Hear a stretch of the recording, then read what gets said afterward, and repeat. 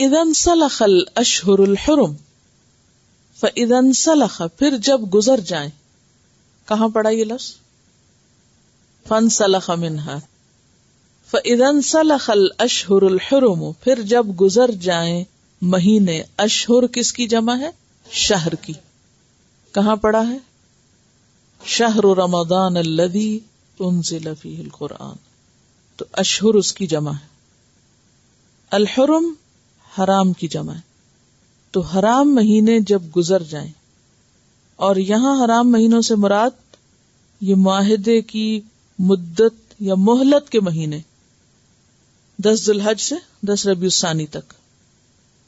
فاقتلوا المشرکین، تو قتل کرو مشرکین کو، یعنی اب امان ختم، معاہدہ ختم.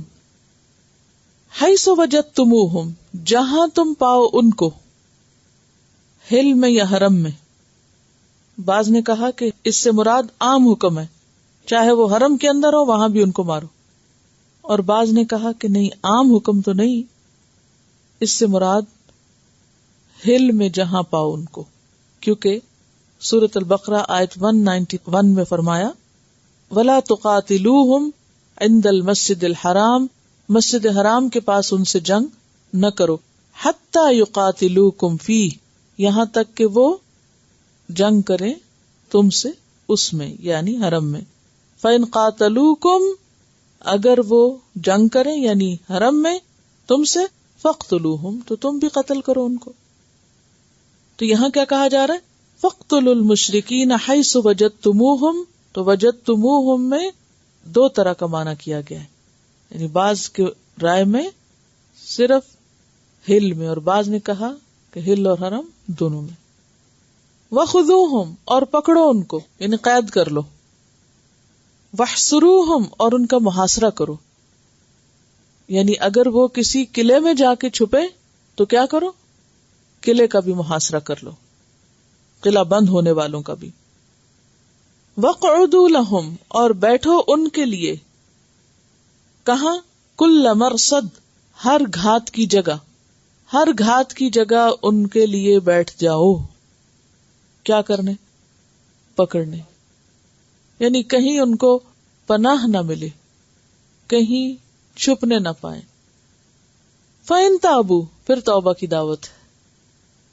پھر اگر وہ توبہ کر لیں کفر اور شرک سے، پیغمبر کی مخالفت سے، وَأَقَامُوا الصَّلَاةَ، اور نماز قائم کریں، وَآتَوُا الزَّكَاةَ، اور زکوٰۃ ادا کریں، گویا جان اور مال سے اسلام کی سچائی کا ثبوت دیں، تو کیا کرو؟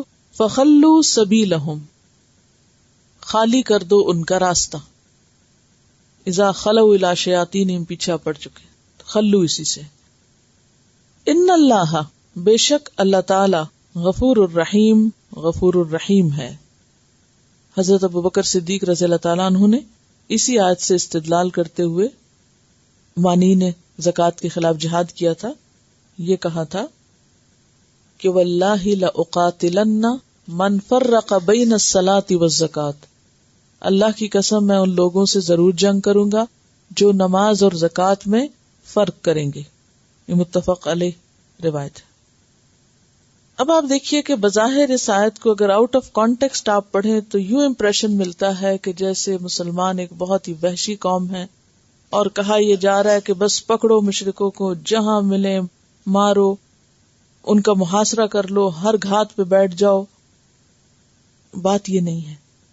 بات یہ ہے کہ جن لوگوں کے ساتھ یہ سلوک کرنے کو کہا جا رہا ہے یہ عام لوگ نہیں ہیں، یہ وہ لوگ ہیں جنہوں نے 23 سال تک پیغمبر علیہ السلام سے مقابلہ کیا اور ان کو ہر طریقے سے سمجھایا گیا. یہ جنگ کوئی عام جنگ نہیں تھی، یہ دراصل قانون الہی کے مطابق وہ عذاب تھا جو پیغمبر کی بات نہ ماننے والوں کو یا پیغمبر کی دعوت کے انکار کے نتیجے میں کسی بھی قوم پر آتا ہے. یعنی اتمام حجت کے بعد کسی بھی پیغمبر کی قوم سے جو سلوک کیا گیا، اب اسی سلوک کے مستحق یہ لوگ ہیں. آپ دیکھیے کہ ان کو کیا کیا چیزیں مل چکی تھی. یعنی جن لوگوں کے بارے میں یہ آیت آئی ہے، جن کی مہلت اور آزادی ختم کی جا رہی ہے، ان کو کس موقع پہ آ کے یہ چیلنج کیے جا رہے ہیں، یا ان کے لیے یہ سب سامان فراہم اب کیے جا رہے ہیں کہ ان کو پکڑو اور مارو. آپ دیکھیے ذرا پیچھے کو جائیے تو سب سے پہلی بات یہ کہ اللہ تعالیٰ نے اپنا رسول ان کے اندر بھیجا، اپنی کتاب اس رسول پر اتاری. اس رسول نے 23 سال تک مسلسل ان کو سمجھایا. رسول کی بات کوئی نئی بات نہ تھی، سب سمجھ میں آنے والی تھی، ان کی اپنی زبان میں تھی. انہوں نے آپ پر طرح طرح کے اعتراضات کیے، آپ کو اور آپ کے ساتھیوں کو طرح طرح سے ستایا، حتیٰ کہ آپ کے شہر سے بھی نکال دیا، مکہ سے. ان تمام مواقع پر انہیں کچھ بھی نہیں کہا گیا، چھوڑ دیا گیا. پھر آپ صلی اللہ علیہ وسلم نے نہ صرف یہ کہ قرآن کے ذریعے بلکہ معجزات کے ذریعے بھی ان کو سمجھایا. معجزہ شق القمر ان کے سامنے پیش آیا. اس کے بعد یوم الفرقان ان کو دکھایا. وہ کون سا تھا؟ جنگ بدر. لِيَهْلِكَ مَنْ هَلَكَ عَنْ بَيِّنَةٍ وَيَحْيَىٰ مَنْ حَيَّ عَنْ بَيِّنَةٍ، تاکہ جسے زندہ رہنا ہے وہ دلیل روشن کے ساتھ زندہ رہے، اور جس کو ہلاک ہونا ہے وہ دلیل روشن کے ساتھ ہلاک ہو. تو یہ دلیل روشن کس چیز کی تھی؟ ان کو سمجھانے کے لیے تھی. تو یہ یوم الفرقان ایک کھلی نشانی تھی. لَقَدْ كَانَ لَكُمْ آیَةً فِي فِئَتَيْنِ الْتَقَتَا، اللہ کی نشانی تھی یوم بدر میں بھی اور اس کے بعد بھی بہت سے مواقع پر. اور پھر یہ کہ ان کے اپنے بہت سے ساتھی اس حق کو پہچان کر جان کر اسے قبول کر چکے تھے. اب یہ چند بچے ہوئے لوگ تھے جن کی قسمت کا فیصلہ مقصود تھا. اب ان سے کہا جا رہا ہے کہ آئندہ تمہارے لیے اس ملک میں امان نہیں، باز آ جاؤ ورنہ امان نہیں، کیونکہ اب دعوت اپنے اختتامی مرحلے کو پہنچ چکی. اس کے باوجود بھی آپ دیکھیے آخر میں کیا کہا جا رہا ہے آیت کہ فَإِن تَابُوا، کہ ایسا نہیں کہ تمہاری جان کے دشمن ہے اللہ رسول، بلکہ اصل میں تمہیں سمجھانا مقصود ہے تاکہ تم آخرت کے عذاب سے بچ سکو. تو اگر وہ توبہ کر لیں، نماز قائم کر لیں، زکوٰۃ دیں، تو انہیں کچھ نہ کہو، ان کا راستہ چھوڑ دو، بے شک اللہ بھی غفور الرحیم ہے. تو اس سے کیا پتہ چلتا ہے کہ آیات کو ان کے پورے کانٹیکسٹ میں ہی لے کے سمجھنا چاہیے، نہ کہ ایک حصے کو لے کے اس کا ترجمہ کر کے یہ بتایا جائے کہ اسلام میں تو امن و امان نام کی کوئی چیز نہیں، اس میں تو صرف مارنے دھاڑنے کا حکم ہے. وَإِنْ أَحَدٌ مِّنَ الْمُشْرِكِينَ، اور اگر کوئی ایک مشرکین میں سے، یعنی ان لوگوں میں سے اگر کوئی ایک جنہیں تم پکڑ رہے ہو یا مارنے لگے ہو، استجارکا، آپ سے پناہ طلب کرے. استجارکا کا لفظ جور سے ہے، جیم واو رے، جور سے ہی جار نکلا ہے. جار کس کو کہتے ہیں؟ پڑوسی کو، ہمسائے کو. اور ہمسائے کا کام کیا ہوتا ہے؟ پناہ دینا، حمایت کرنا. تو استجارہ کا معنی ہے کسی سے حمایت طلب کرنا، پناہ مانگنا، حفاظت چاہنا، پناہ چاہنا، اور خاص طور پر دشمن سے. تو مسلمان چونکہ مشرکین کے دشمن تھے، لہذا کیا کہا جا رہا ہے کہ اگر وہ تم سے پناہ مانگے، حفاظت مانگے، این جنگ کے وقت، این جب وہ پکڑے جا رہے ہوں، تم ان پہ قادر ہو، امان طلب کرے، فَأَجِرْهُ، تو پناہ دے دو. یہ عام پناہ کی بات نہیں، ایک خاص سبب سے پناہ مانگنے کی بات ہے. اور وہ سبب کیا ہے؟ اسلام کو جاننے کی بات. کہ اگر اس وقت بھی وہ کہیں کہ اچھا تم ہمیں اپنے دین کے بارے میں بتاؤ، تو تم اپنا ہاتھ ان کے قتل سے روک دو اور انہیں امان دے دو، پناہ دے دو. حتی یسمع کلام اللہ، یہاں تک کہ وہ اللہ کا کلام سن لے. کون سن لے؟ مشرک جو پناہ مانگ رہا ہے. کب مانگ رہا ہے یہ پناہ؟ جب ان کی پکڑ کا موقع تھا. اس وقت بھی اگر کوئی کہے کہ مجھے اللہ کا کلام سننا ہے، تو تم کیا کہو؟ اٹھی ہوئی تلوار روک دو، یعنی کہ اپنا منصوبہ پوسٹ پون کر دو. سناؤ ان کو اللہ کا کلام، بتاؤ ان کو اللہ کی بات. ثم ابلغہ مأمنہ، پھر پہنچا دو اس کو اس کی جائے امن پر. کس کو پہنچا دو؟ مشرک کو. پہلے اس کو کلام سناؤ، پھر اس کو اس کے گھر تک پہنچاؤ. مأمن جائے امن کو کہتے ہیں، اور جا یا جگہ کے لیے جو اسم آتا ہے اسے کیا کہتے ہیں؟ اسم ظرف مکان.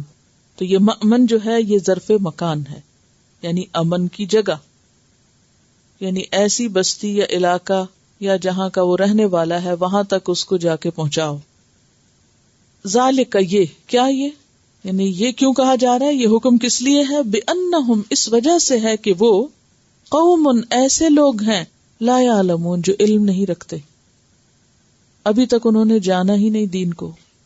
کس چیز کا علم نہیں رکھتے؟ دین کا، اسلام کا، قرآن کا، اللہ کے کلام کا. اور کلام اللہ سے مراد یہاں قرآن ہے. قرآن کی ڈیفینیشن کیا ہے؟ ہوا کلام اللہ. تو کلام اللہ کیا ہے دراصل؟ قرآن. یعنی اس کو پھر اللہ کا کلام سناؤ. اگر وہ سمجھ جائے، مسلمان ہو جائے تو ٹھیک ہے، اور اگر نہ سمجھے تو اب وہی نہیں مارنا شروع کر دو، اس کو اس کے گھر پہنچاؤ، اور پھر اگلے مرحلے پر دیکھا جائے گا کہ اس کے ساتھ کیا سلوک ہوتا ہے. تو اس آیت سے کیا بات آپ کو سمجھ میں آئی؟ کوئی خاص بات سمجھ میں آئی؟ دوسرے کو آخری حد تک سمجھنے کا موقع دینا چاہیے، اور خاص طور پر اگر جنگ کے زمانے میں بھی دشمن اسلام کی بات، اللہ کی بات جاننا چاہیں تو بھی انہیں جاننے کا موقع دو، امان دو، اپنے ماحول میں آنے دو. اگر راغب ہو تو ٹھیک، اگر راغب نہ ہو تو اپنی حفاظت میں اس کو اس کے ٹھکانے تک پہنچاؤ. یہ ہے اسلام کا اخلاق. حالانکہ ایسا کرنا بہت خطرناک بھی ہو سکتا ہے مسلمانوں کے لیے. جب جنگ کے موقع پر کسی کافر کو اپنے گھر لے آنا، یا ظاہر کہ وہاں رستے میں کھڑے ہو کے تو نہیں سنائیں گے، کہیں بٹھائیں گے، کہیں رکھیں گے. تو یہ بھی ہو سکتا ہے کہ وہ تمہاری صف میں آ کے تمہارے فوجی راز لے لے اور پھر جا کے تمہاری خلاف حملہ آور ہو. اس رسک کو بھی گوارا کر لیا گیا.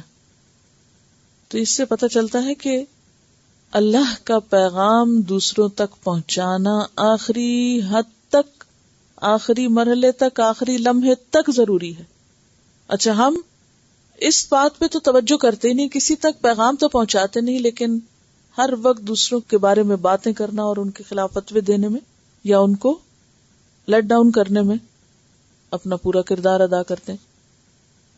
یعنی ان کاموں کے لیے ہم خوب تیار رہتے ہیں، لیکن جو کرنے کا کام ہے وہ نہیں کرتے.